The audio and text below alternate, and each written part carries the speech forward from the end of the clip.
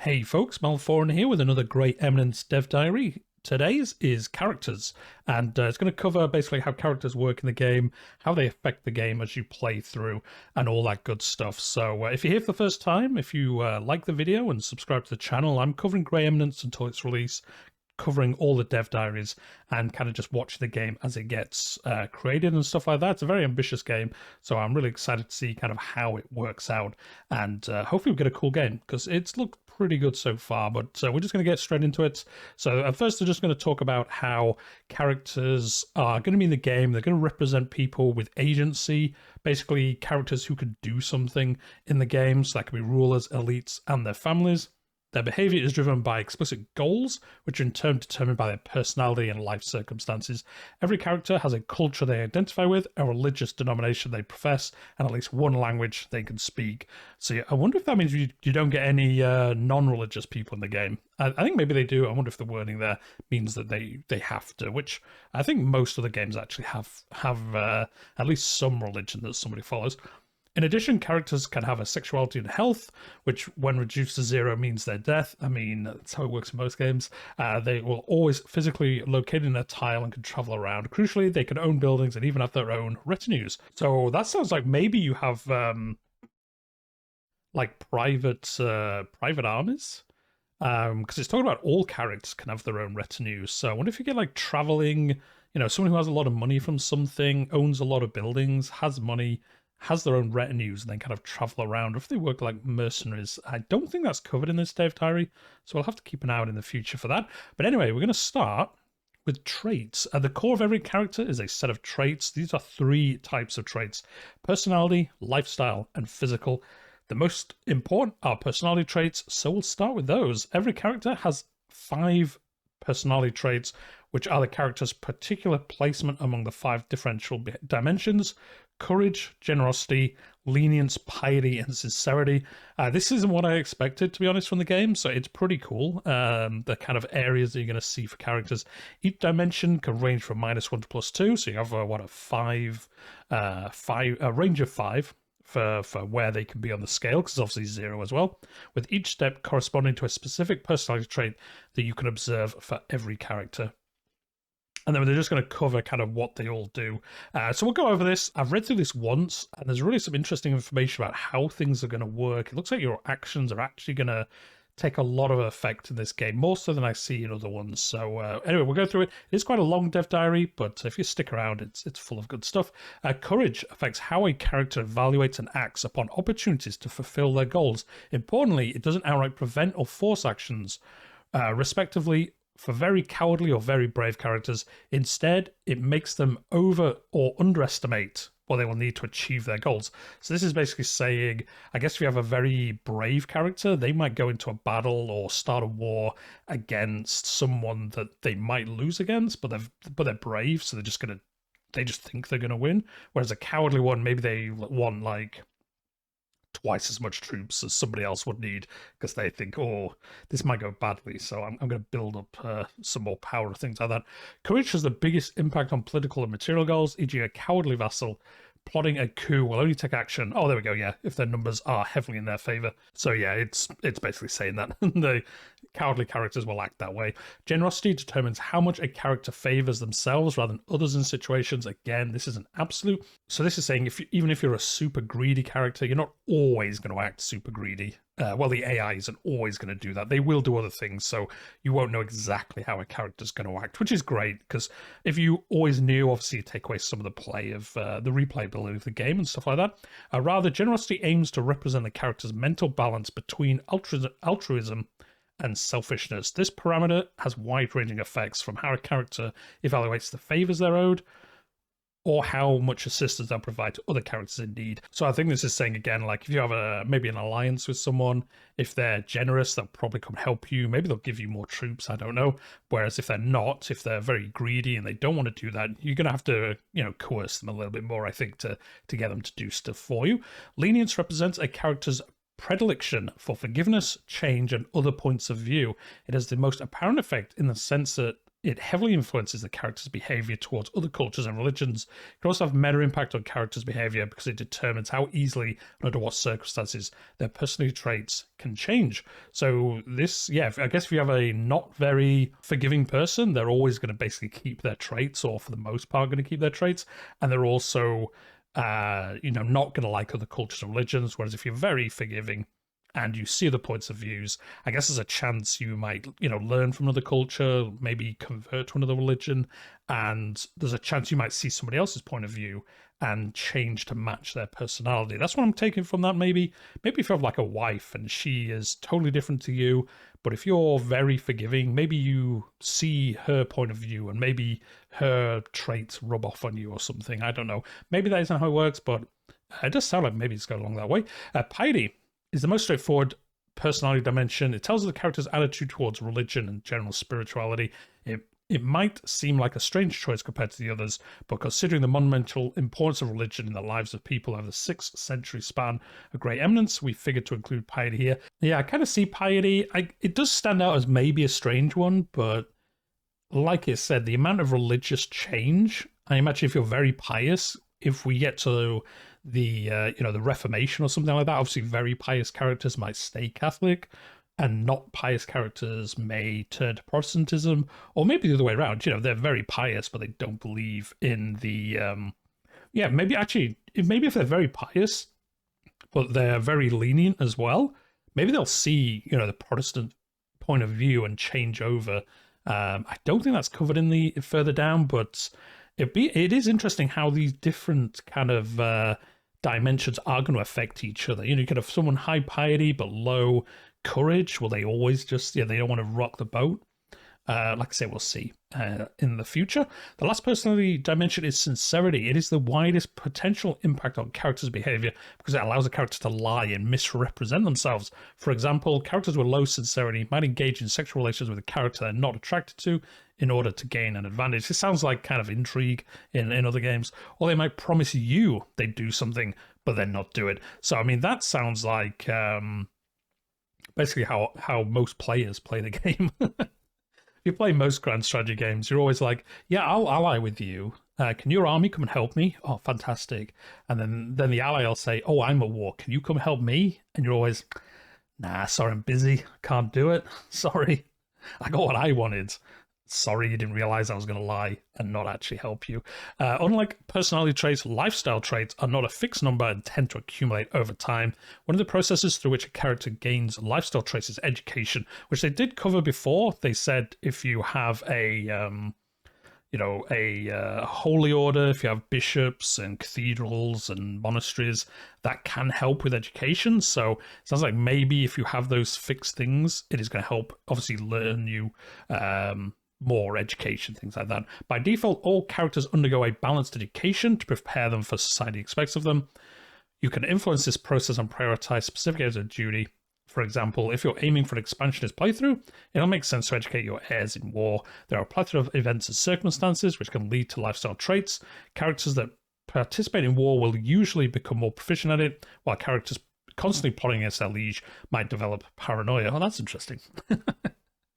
So even though you're plotting, maybe you then build that paranoia. Wait, if I'm plotting, somebody else is probably plotting against me. So it's not just maybe that you'll just get better at plotting. You might actually get a negative effect from always doing it yourself. Like lifestyle traits, physical traits are also variable. Some are genetic, though notably not all are expressed at birth. So that's going to be some like hidden ones basically that affect you later on. So in some cases, maybe you're a nasty surprise if you haven't diversified your ruling bloodline enough. I mean, who would ever do that? But most are acquired over time, varying events and circumstances. So yeah, it's getting disease, wounds, disfigurement, physical conditions from other, plague and things like that. And then they're going to show us another UI screenshot. And some comments to the previous video, a couple of you guys were saying that the UI didn't look that great. I think it looks okay. We haven't seen it running, I don't think anyway, like a proper game UI. We've only seen snippets of it here and there, so it's kind of hard to judge how it's going to look. I will say I like some of this. I like the portraits. It's going to be interesting to see how varied the portraits are. or are they just like a set amount of portraits and you basically just randomly pull one? This bit I'm not jazzed about, I should say, I guess. This looks like the health, the sexuality. I'm not sure what these grayed out ones are. In fact, I don't know what any of these are. These look like the 5 personality traits, was it? And then these are the variable things, I think. So this would be like battlefield commander. Maybe he's good at combat, he's armored, and he's strong. I don't know. These look like good ones. I'm just not sure. They kind of look weird on this UI, but I can, at a glance, kind of see what he's good at, I suppose. But yeah, and then he's the Prince of Wales. His heir is here. I'm guessing this is how many troops he has, maybe.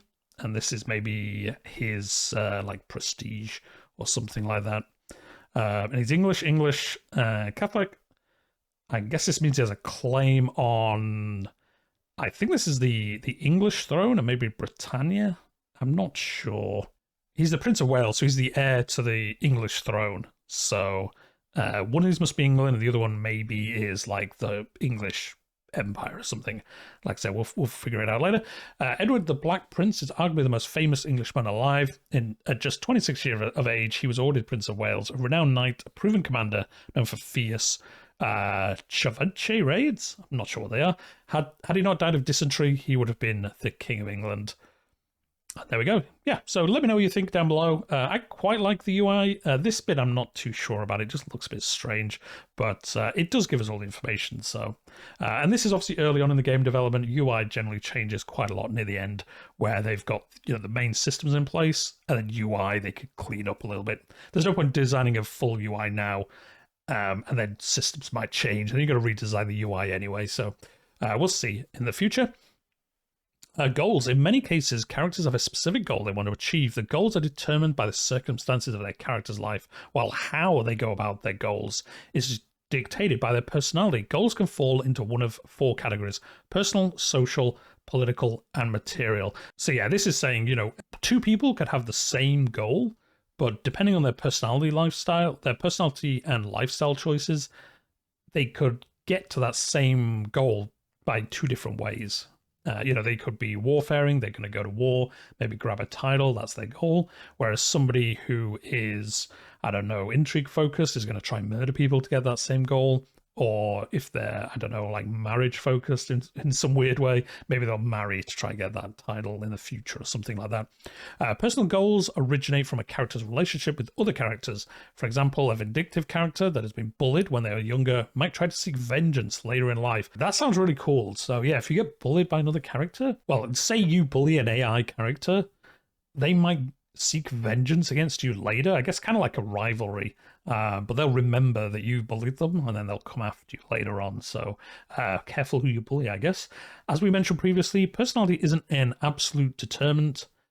Causing the death of someone's parent or child is likely to evoke strong responses, even from characters with high leniency or low courage. Yeah, so again, just saying you can't guarantee. You can't go around murdering everyone with high leniency because, they will snap and come after you anyway. Personal goals can manifest not just in one-time actions, but also as relationships themselves. Establishing a love affair can lead to the goal of keeping it secret. So there we go, cause and effect. Social goals represent a character's push to change something of how society works. Such goals are rarer, but can have significantly larger consequences. When multiple characters share the same goal, they will form a faction and then try to force that faction on the ruler. Kind of how factions work in most games. Political goals. Actually, I wonder if that means there's set events like the Protestant Reformation, the Revolution, and things like that. I wonder if they're set or whether they kind of build up over time and then take effect. Political goals are the primary driver of change in Grey Eminence. In a very broad sense, wars are fought because someone wants something they don't have and are willing to spend lives and money to obtain it. A classic example of a political goal is a character's desire to become a ruler of a country due to a dynastic claim. Such claims originate from belonging to a dynasty that once ruled said country, though they can also be fabricated. We'll dedicate a full dev diary to the exact workings of the claim system. That'd be a cool one to read. Other political goals might be to centralize the realm or outright change its form of government, usually leading to a revolution. Keeping an eye out for the political goals in your country is vital if you want to stay on top of things, and if you like the way some characters are thinking, encouraging them to form a faction is a great way to kickstart change. Oh, interesting. So you can actually see the way things are going. You can see maybe there's a faction building up to, empower the nobility. You're like, I don't want to take them on, or I'm just role playing and I want to give them power. And you can basically, give them a nudge and say, why don't you ask for this? And we'll get it going. Material goals reflect a character's desire to impact the physical world. The most banal such goal would be the accumulation of wealth, but there are others, more interesting ones. Pyro's character might have the goal to erect a great cathedral, while a lenient merchant might sponsor road construction in heathen lands to better facilitate trade. Such goals are not necessarily for a character with wealth to start spending it, but they will definitely take priority when they appear. Notably, they will not always make economic sense, but alas, not everyone is an economist. True. So yeah, this is kind of covering what I was talking about before, where it looks like your traits are going to really affect things. The one about the a lenient merchant might sponsor road construction through a heathen land. So that's obviously a lenient character who's money focused, but is also, I guess, forgiving of other religions, so he'll build the trade route. If he wasn't, I guess he wouldn't, or maybe he'd spend that money to go to war and take that land to then build the trade route. Like I said, it looks like there's different ways to get to the same outcome, basically. Yeah, there's a little bit more of this dev diary to go, so well done if you've stuck along. Hit that like button if you've got this far, it would be much appreciated. Attitudes. How a character feels towards another character is represented by attitudes. Most characters' relationships and some political diplomatic ones require certain attitudes between both parties, so it's an important parameter to watch. After all, it's difficult to seek an alliance with someone who hates your guts. I mean, it has happened in the past. The attitude between two characters mostly depends on how their goals and personalities line up. For example, when two characters have conflicting political goals, they might turn hostile towards each other even if they're best friends otherwise. To repeat, this is an absolute. If both characters happen to be very lenient, their conflicting goals might not be enough to drive them into mutual hatred if their personalities are allied. Attitudes also depend on existing relationship between characters. For example, if one character is the vassal of another, their attitude won't be merely friendly, but instead may be loyal. Or if a ruler happens to cheat on his wife frequently, her attitude won't be default hostility, but rather jealousy. Thanks to context-specific, we can add specific behavior patterns to attitudes that make them more realistic depiction of actual person-to-person contacts. So, yeah, all sounds great, especially the way, you can be best friends with someone, but maybe you fall out over religion or something, and then you're going to drift apart during the gameplay, and all the fun that's going to entail. Relations. Characters don't exist in isolation. They have families, which are their core relationships as they grow up, and over time they'll make friends, enemies, or even vassals or lieges.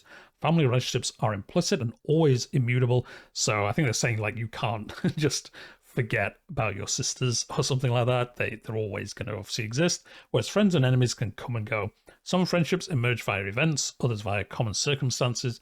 Leading a successful war alongside a fellow knight might result in a blossoming friendship among all the carnage, whereas a constantly facing the same opponent on the battlefield might create a rivalry. Again, like most of the systems in this game, it looks like your actions affect how things work. So like it's saying there, if you're always fighting with the same knight, you've always got that same vassal fighting the wars with you, they're going to maybe like you, or maybe if you do it badly, they're going to dislike you because they're like, dude, you keep messing up. And like I said, if you're fighting the same person, you're going to build up that rivalry with them, and then obviously they're going to dislike you a little bit more and all that good stuff. So some relationships are reflections of non-personal circumstances. We already mentioned vassalage. That's a political relationship between two countries, which also establishes a personal connection between the two rulers. Importantly, while the personal relationships might impact the political one, e.g. a vassal hates your ruler, might try and gain independence, the political ones will always take precedence. A character may die, but the country they ruled remains. So yeah, they're always saying, you have those character interactions, but at the end of the day, England is England, France is France, and those bits kind of don't change, outside of other events. And then, like I say, the UI, parents, grandparents, siblings, and children. I like what I was saying, I'm not sure if I like the portrait art. Like I said, it'd be interesting to see how many variations there are, and are they just set pictures, or are they almost like 3D representations and then like a filter put on them to make them look like portraits?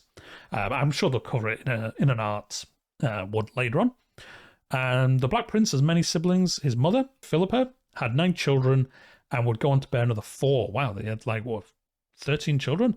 As the eldest son and heir apparent, Edward was beloved by his family. So, yeah, these are his obviously his sisters and brothers. This is obviously the King of England and his wife. And then the grandparents, I imagine one of these was the king, maybe him. Maybe, who knows? One of them was. And yeah, obviously these green heart means I guess they like. We're on to modability. The character system, like all systems in Grey Eminence, was designed with modability in mind. You can of course add new personality, lifestyle, or physical traits, but the much cooler part is making changes to the system itself. Again, they're just going to cover how you can use this system to do other things and, you know, really go crazy with modding, which the primary developers have been modders on other games, so they're really keeping that in mind and building every system to be modability and then work with other systems as well. So if you are a modder, it sounds like it's going to be the game for you. That's all this time around. Keep an eye out for the next Dev Diary on May 7th. So yeah, in 2 weeks' time as always. And then as I always say, they have got a really good Discord and subreddit. If you've got any questions or just want to keep up to date, do join them. There's always good conversations going on, and the devs are pretty good at replying to people asking questions about the game. So definitely a cool thing to do. And then obviously they've got their YouTube and Twitter and all that good stuff as well. But that is going to be it for today. So yeah, that's characters covered. We'll see what the next one is. They didn't actually mention which one it's going to be. So we'll see what they talk about in 2 weeks.